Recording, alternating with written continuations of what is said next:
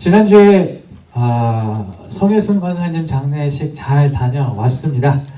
차분한 가운데 이렇게 잘 마무리된 것 같아요. 은혜롭게. 많은 사람들이 오진 않았지만 그래도 이제 평화롭게 지나갔던 것 같습니다. 제가 사실 이 권사님 보고 소식을 지난주 주일 아침에 들었어요. 예배 시작하기 전에, 직전에.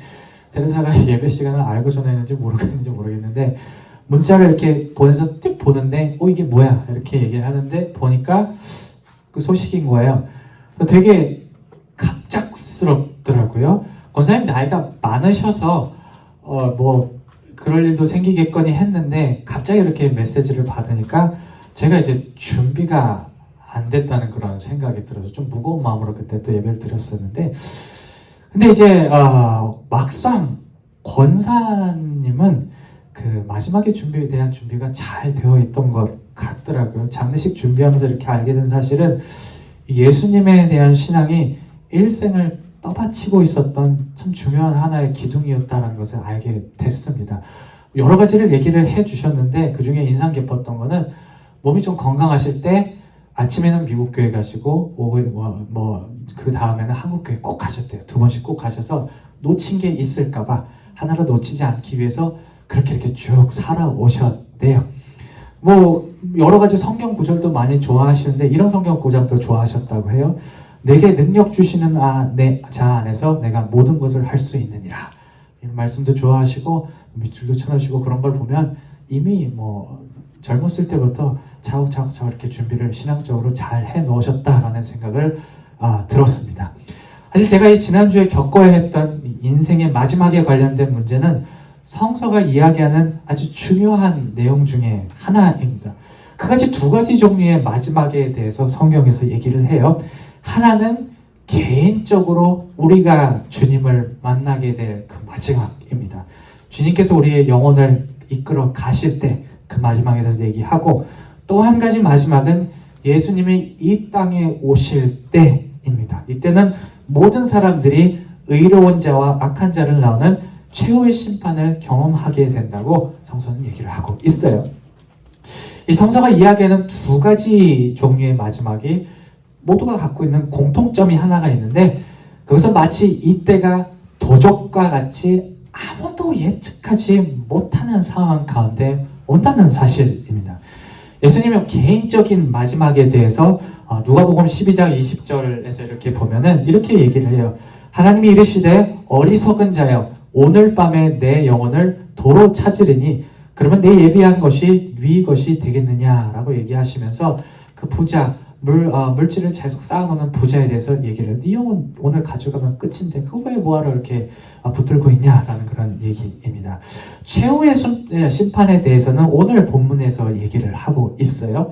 너희도 아는 바니 집주인이 만약 도적같이 어느 때에 이를 줄 알았다면 그 집을 뚫지 못하게 하였으리라. 이러므로 너희도 예비하고 있으라. 생각지 않은 때에 인자가 오리라 하시나. 그러니까 예수님이 오실 때도 도적과 같이 온다라고 얘기를 하고 있어요. 이 예측하지 못하는 마지막에 대한 요점, 예수님의 요점은 되게 분명해요. 언젠가 우리 삶의 끝이 있다는 자각을 갖고 살라는 얘기입니다.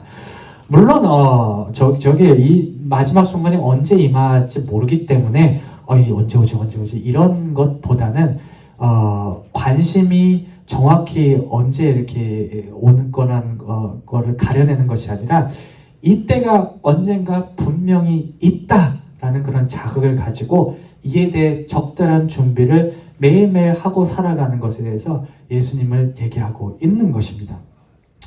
한 가지 생각할 만한 사실은 그 예수님께서 이 마지막 때에 대해 상당히 자주 언급하셨다는 사실이에요. 여러분 뭔가 이렇게 반복될 때를 생각해보면 반복해서 이거 해라 저거 해라 얘기할 때 보면 잘 돼서 그래요? 안 돼서 그래요? 잘 안 돼서 그렇죠. 저희 애들한테도 맨날 빨래통에다 옷 집어넣으라고 얘기하는데 잘 안 되니까 맨날 저희가 그렇게 잔소리하는 것처럼 예수님도 반복되는 것 속에서 그 이면을 살펴보면 아마 이것이 어렵기 때문에 그랬을 거라 우리는 생각해 볼 수 있을 거예요. 실제로 예수님은 이 문제에 다루면서 실패한 사람들에 대해서 계속 얘기해요. 이 마지막 때를 준비하지 못한 사람들에 대해서도 계속 얘기를 합니다. 여러분 열처녀의 비유 혹시 아세요? 기억하세요? 남현숙 집사님 열처녀의 비유 기억하시죠? 5명은 준비됐고 5명 중에 아주 유명한 얘기죠. 뭐라고? 등불 들고 5명은 등불 제대로 준비하고 있었는데 그 5명은 기름 다 떨어지니까 기름 사러 갔다가 못 들어간 거. 그 뭐냐면 잘 준비한 사람도 얘기하지만 이 잘 준비하지 못한 사람은 들어가지 못했다고 실패한다고 얘기하고 계시고 되게 무서운 거는 누가복음 17장에서 무슨 얘기를 하시냐면 마지막 때를 얘기하면서 이렇게 얘기해요. 어떤 사람은 같은 자리에서 침대에서 잠을 자는데 한 사람은 들려서 올라가고 한 사람은 남겨진다라고 그렇게 얘기를 하셔요. 사실 이 문제에 대해서 우리도 자유롭지 못합니다. 뭐 성경에서 얘기를 하니까 가끔씩은 우리가 생각을 하고 살 거예요. 마지막에 대해서. 근데 뭐 저만 하더라도 오늘 해야 될 거, 다음 주에 해야 될 거, 한 달 뒤에 할 거, 1년 뒤에 할 거 생각하지 좀 멀게 느껴져요. 사실 저한테 솔직히 얘기하면 제가 젊어서 그럴지 몰라도 죄송합니다. 좀 멀게 느껴요. 솔직하게 얘기하면 인식은 하고 있는데 그것이 어떤 중요해서 제 삶을 이끌어갈 만큼의 중요성을 놓지는 않고 살아가는 것 같아요. 물론 이게 나쁜 게 아니에요. 미래도 중요하지만 지금 현재 먹고 사는 문제 중요하잖아요. 당장 해결해야 될 문제 있고 거기에서 분명히 관심을 가져야 합니다.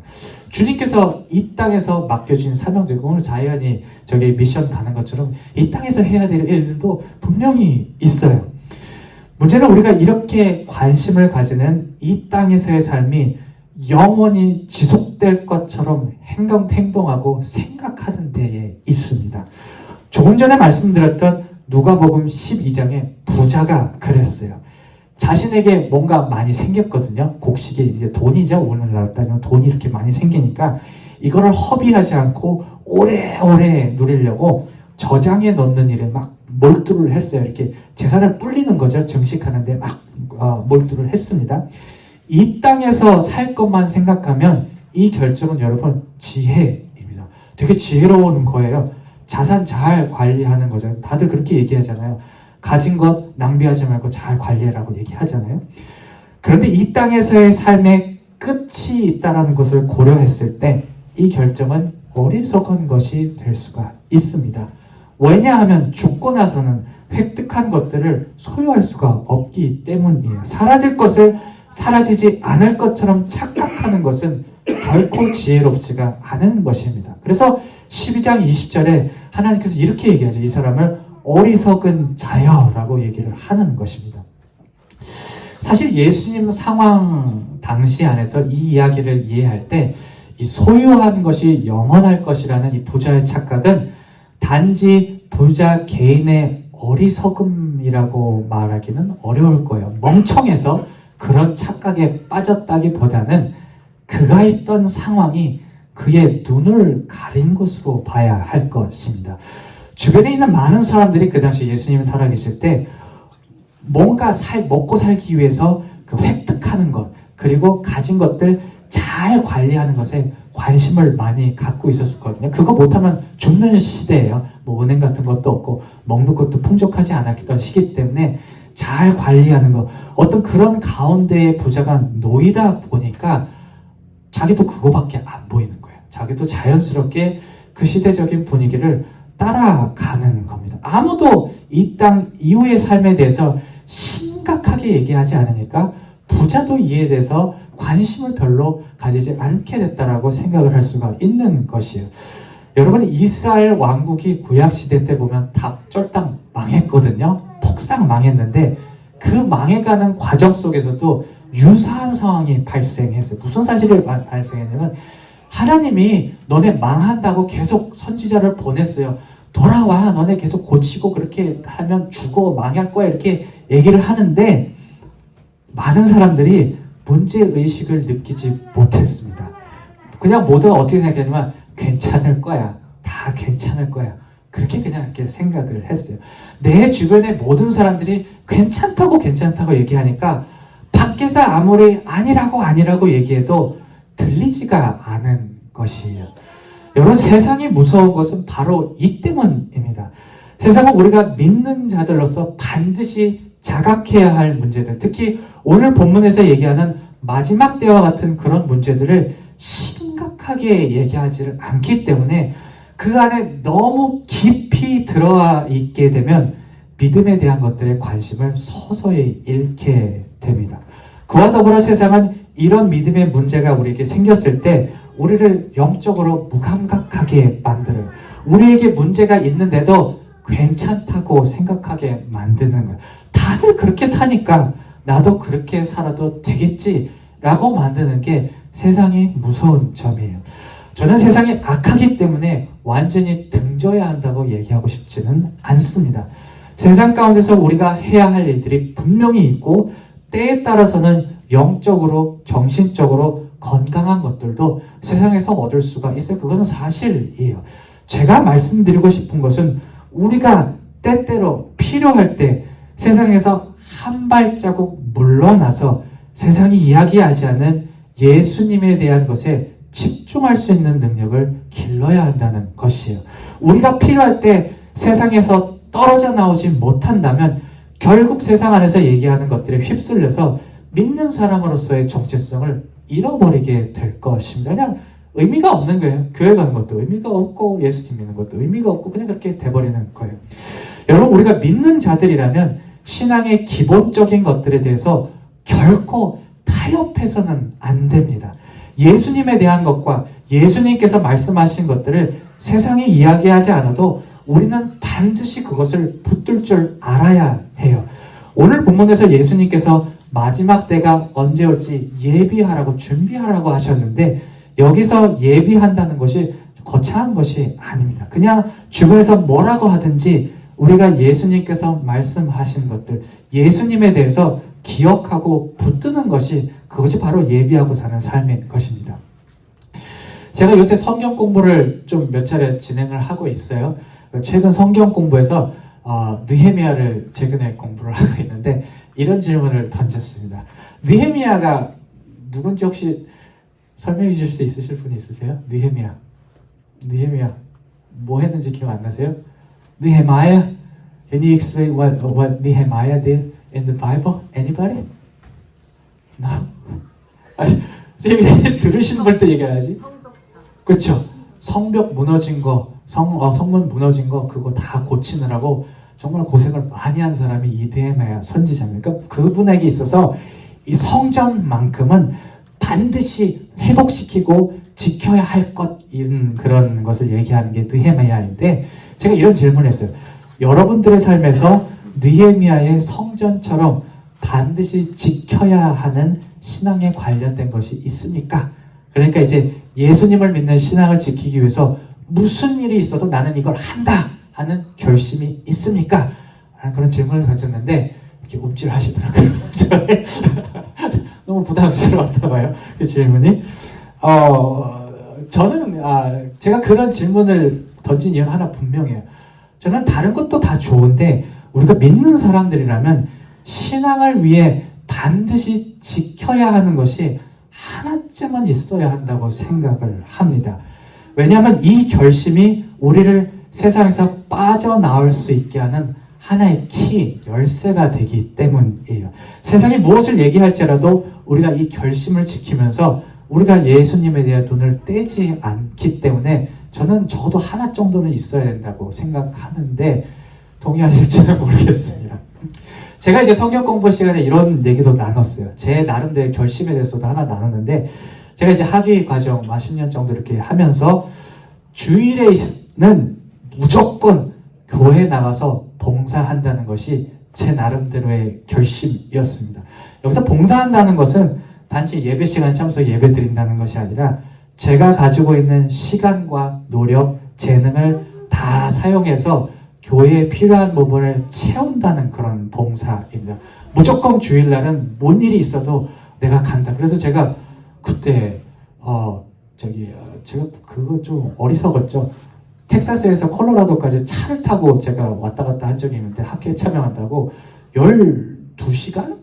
늘 토요일날 그렇게 운전하고 오니까 새벽 3시더라고요. 텍사스에 도착하니까 그 다음날 애들 다 챙겨서 교회 갔습니다. 가서 다 설교하고 뭐하고 그렇게 했는데 이제 그런 결심을 했어요. 근데 이런 결심이 이렇게 제가 고백하면 여기서 와 이렇게 얘기를 하지만 세상적으로 볼 때는 상당히 문제가 있는 결심일 수가 있어요. 왜냐하면 저의 본부는 공부하는 거였는데 공부하는 거 이만큼 산더미처럼 쌓였는데 그거 미루고 교회 준비해야 되잖아요. 일주일에 한 번씩 해야 되고 그리고 고속도로를 1시간 동안 교회를 달려가야 했거든요. 매번 왔다 갔다 아침 저녁으로. 그리고 받는 사례비는 한 달에 받는 사례비는 200불이었습니다. 근데 이제 뭐 여기서 얘기하자면 교회가 너무 작았기 때문에 사실 요거 받는 것도 되게 부담스러워서 차라리 안 주셨으면 좋겠다고 생각을 했는데 제가 이런 얘기를 주변 목사님들과 전도사님들에게 이렇게 나누었을 때 다들 경악을 금치 못했어요. 아니 전도사님 도대체 왜 뭐 하려고 그렇게 고생하십니까? 라는 그런 얘기를 했어요. 그냥 주의 근처 교회에 가든지 아니면 조금 더 도움 줄 수 있는 교회 찾아가는 게 맞지요? 이렇게 얘기를 해주셨어요. 저도 힘들었어요. 저도 뭐 이렇게 고상한 마음으로 이렇게 한 건 아니에요.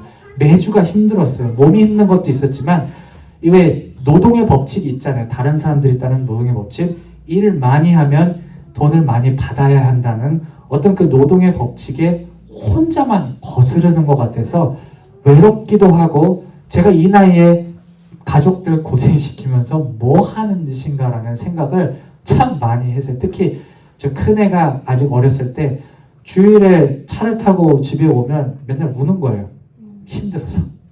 그 1시간 동안 차 타고 왔다 하는 게 힘들어서 우는데 그 우는 모습을 보면 이거 지금 뭐 하나 그런 생각을 정말 꾹꾹 눌어 담고 몇 년을 이렇게 다녔던 것 같아요. 그런데 말이죠. 한 가지 분명한 것은 제가 이 결심을 통해서 예수님과 더 가까워졌다는 사실입니다. 삶이 어려워지니까요. 빡빡해지니까요.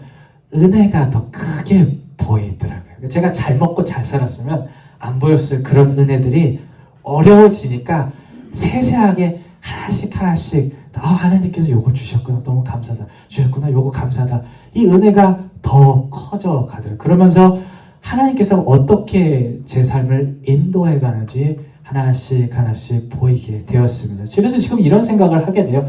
이 과정을 통해서 알게 된 것은 하나님께서 인도하시면 안 될 일이 없겠구나 라는 그런 고백을 갖고 이렇게 여러분 앞에서 고백을 하고 있습니다. 오늘 본문 맥락에서 생각하면 신학의 결심을 지킴으로 예수님께서 오실 것을 저도 자연스럽게 예비하고 살아가는 것 같아요. 주변에서 무엇을 얘기하건 세상에 무엇을 제안하건 결심을 제가 하나 지킴으로써 주님으로부터 초점을 잃지 않게 된 것입니다. 말씀을 정리할게요. 오늘 본문에서 말하고 있는 마지막 때를 자각하고 준비한다는 것은 제가 처음에도 말씀했지만 이것이 두려워서 갈 것이 두려워서 안절부절하고 발을 동동 굴러야 함을 얘기하지 않습니다. 그보다는 우리가 세상으로부터 떨어져 나와서 예수님에 대해서 집중하고 이것을 붙드는 것이 필요하다는 것을 알고 살아가는 것이 바로 예비하는 삶입니다. 우리가 모두가 이를 기억하면서 주님께서 언제 오셔도 괜찮을 예비하는 삶을 살아가신 저와 여러분들이 되시기를 주님의 이름으로 축원합니다.